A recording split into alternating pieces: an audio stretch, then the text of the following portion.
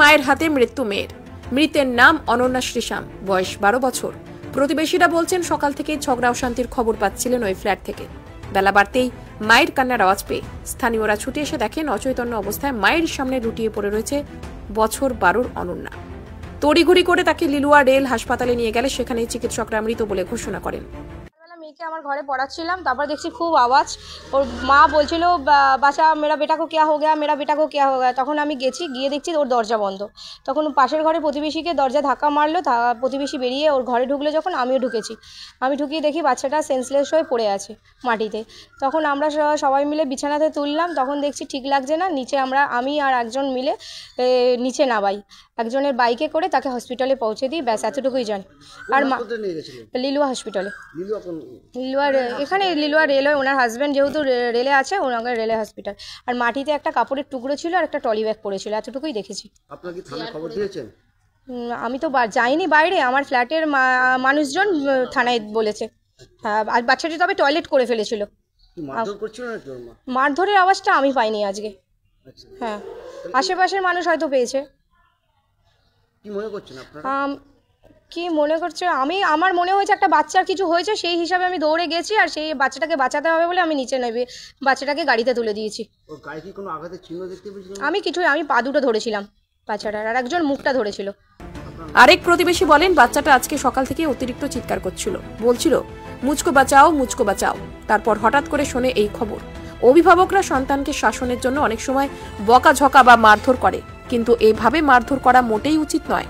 12টা নাগাদ আমি শুনি যে একটা বাচ্চা খুব জোরে জোরে চিৎকার করছে, আর মাও খুব চেঁচাচ্ছে। তা বাচ্চাটা আজকে এত চিৎকার করছে, মানে আমারই মনে হচ্ছে যেন মরে যাবে নাকি মেরে ফেলছে নাকি, এরকমই একটা মনে হচ্ছিল।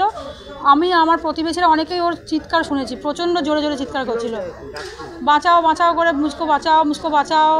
আর বহুত জোরসে মানে খুব জোরে জোরে চিৎকার করছে। আর মাও তার সঙ্গে চিৎকার করছিল। তারপরে হঠাৎ করে আর শুনতে পাইনি কোনো আওয়াজ। তারপরেই তো দুর্ঘটনাটা ঘটে, তাকে হসপিটালে নিয়ে যাওয়া হয়। আমি উপর থেকে দেখলাম যে নিয়ে যাওয়া হচ্ছে বাচ্চাটাকে। কেন মানে মারধর করছিল না সেটা তো বলতে পারবো না। বাচ্চাদের তো মায়েরা শাসন করে, আমরা প্রথমে ভেবেছিলাম সেই রকমই, কিন্তু আজকে মানে শাসনটা এত এত মানে মানে উঁচু জায়গায় চলে যাবে সেটা তো ভাবিনি। হসপিটালে নিয়ে গেছে, তখন বাচ্চাটাকে মৃত ঘোষণা করা হয়। মানে ভাষায় মুখে প্রকাশ করতে পারছি না। আমার দুখানা বাচ্চা আছে, আমি নিজেই আর কিছু বলতে পারছি না। না, একদমই না, না কোনো বাচ্চাকে এরকম ভাবে মারা উচিত না।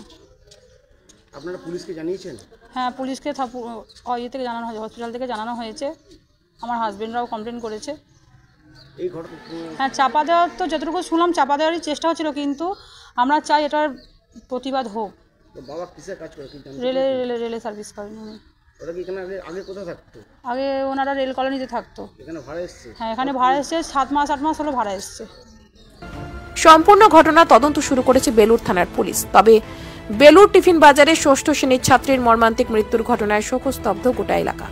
আরে আমার একটা গাড়ি আছে, ওই গাড়িটা সিট কভার করার জন্য আমি বাড়িতে এলাম। তো হঠাৎ শুনলাম যে এখানে একজন সেন্সলেস হয়ে গেছে, তো ওনাকে হসপিটালে নিয়ে গেছে। তো আমি বাড়িতে যাই, যে বাড়িতে বললাম, বাড়িতে বলার পর দেখলাম যে সব বাড়িতে আমাদের বললো যে এরকম কানাঘুষোর শুনছিলাম।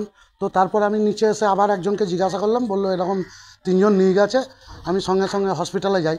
তো হসপিটালে ঢোকার সঙ্গে সঙ্গে জিজ্ঞাসা করলাম যে কী ব্যাপার আছে। তো বললো বাচ্চাটা মারা গেছে। হ্যাঁ, তো মারা যাওয়ার একটা আমাদের কাছে খুব প্যাথেটিক ব্যাপার। একটা বাচ্চা, মানে আমি নিজে দেখেছি বাচ্চাটাকে, আমার ছেলের সঙ্গে খেলতো, আমার নিজস্ব খুব খারাপ লাগছে। ও পুরো টেচারের মধ্যে পড়ে আছে। আমি এটা প্রতিবাদ চাই। তাই কি মারধর করা হয়েছে? হ্যাঁ, আমি ওখানে গিয়ে আমি নিজে হাতে ওর দাগ দেখেছি, ইভেন গলাতেও দাগ দেখেছি। কি মনে করছেন কি মারধর করা হয়েছে? হ্যাঁ, মারধর করে মারা গেছে বাচ্চাটা। কে মারধর করেছে? ওর মাই করেছে। এর আগে কি এরকম মারধর করতো? এর আগে কোনোদিন শুনিনি, আজকে এই প্রথম এটা শুনলাম। আমার মনে হচ্ছে ওকে মেরে ফেলেছে। কোন স্কুলে পড়ে? কোন ক্লাসে? আইপি মেমোরিয়ালে পড়ে, ক্লাস 6-এ পড়ে। ওর বাবা ছিল না? ওর বাবা মনে হয় রেলে চাকরি করে, অফিসে ছিল। আপনারা কি থানায় খবর দিয়েছেন? আমরা হসপিটাল থেকে আমরা গিয়ে, হসপিটালে ডাক্তার কিন্তু বলতে চাইছিল যে ব্যাপারটা ওরা লিখিত দেবে, নিয়ে চলে যাবে, কিন্তু আমরা এটা মানতে পারিনি। আমরা তখন ডাক্তারকে গিয়ে ধরি যে আপনি কেন এটা দিচ্ছেন, লিগ্যাল প্রসেসে কাজ করুন। তখন ডাক্তারবাবু থতমত খেয়ে গিয়ে এই ব্যাপারটাকে তখন পুলিশকে খবর দেয়। তার আগে এটা ধামাচাপা দেওয়ারই গল্প চলছিল। পুলিশকে এখন ওদের নিয়ে গেছে বাবা মাকে? বাবা মাকে কাউকে নিয়ে যায়নি, সব হসপিটালেই আছে, ব্যাপারটা ধামাচাপার দিকেই যাচ্ছে। পুলিশ পরে ওদের দিকে বলেছে যেতে, কিন্তু ব্যাপারটা ধামাচাপার দিকেই যাচ্ছে যতটা আমার মনে হয়। আমি চাই না এর একটা বিচার